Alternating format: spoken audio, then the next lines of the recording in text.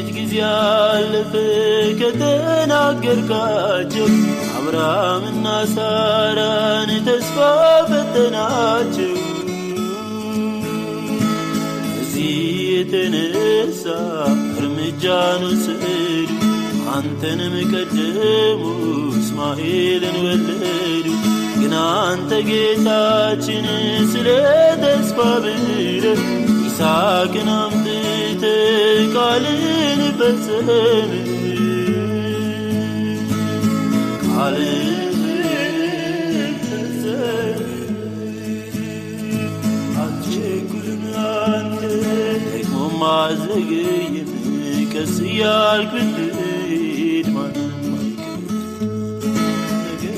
በሙሉ በጊዜው ባርገህ በድንቅ በታምራት ታበጃጀህ